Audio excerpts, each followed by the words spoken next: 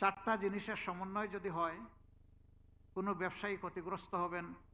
আমার পার্সোনাল লাইফে সামান্য ব্যবসার সাথে সংযুক্ত থাকার ফলে আমি এটা বোঝার সুযোগ পেয়েছি। নাম্বার ওয়ান, তার ইন্টেনশনটা হবে ফেয়ার, আনফেয়ার কোনো ইন্টেনশন থাকবে না, যেটাকে মুসলমানরা বলে থাকেন সহি নিয়ত। নাম্বার টু, তার মিনিমাম উইজডম থাকতে হবে, অর্থাৎ ওই ব্যবসা সম্পর্কে তার একটা নো হাও লাগবে। বেসিক জিনিসগুলা যদি তার নলেজে থাকে তাহলে সাবস্টেন্সিয়াল ডেলিভারি তিনি দিতে পারবেন ইনশাআল্লাহ। নাম্বার থ্রি হচ্ছে কারেজ, মাথা তুলে দাঁড়ানোর, ঘুরে দাঁড়ানোর একটা মানসিকতা, ফাইটিং অ্যাটিটিউড থাকতে হবে যে ইনশাআল্লাহ আমি এটা পারবো। আমরা 27টি কোম্পানির উপর সার্ভে করেছিলাম, যেগুলো বাংলাদেশে বলতে পারেন বিজনেস ম্যাগনেট। অনেকে জানেন, আবার অনেকে জানেন না তাদের কোম্পানির উপরে যে আমাদের সার্ভে হয়েছে।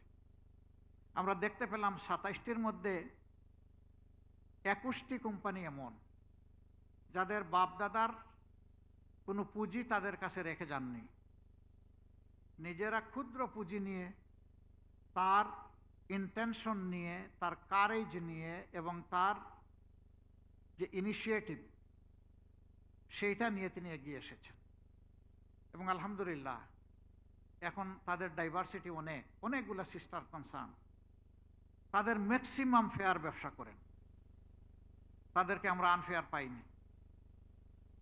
তাদের মেইন পুঁজি ছিল তাদের গুড ইন্টেনশন, তাদের উইজডম, তাদের কারেজ, এবং তারা ছিলেন ইফোর্টিভ।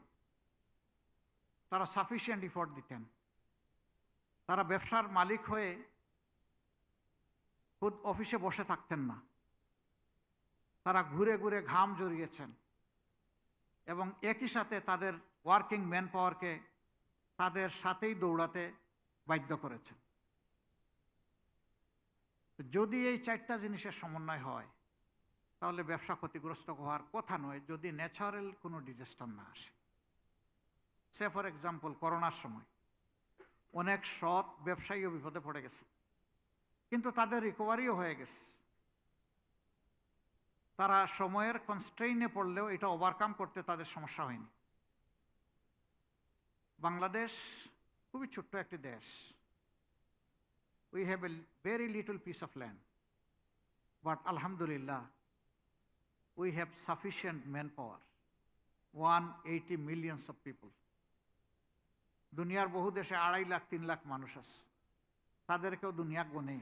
কাতারের মতো একটা দেশ, তাদের নিজস্ব সিটিজেনের সংখ্যা হলো মাত্র 4 লাখ, আর তাদের ওখানে ফরেন যারা কাজ করে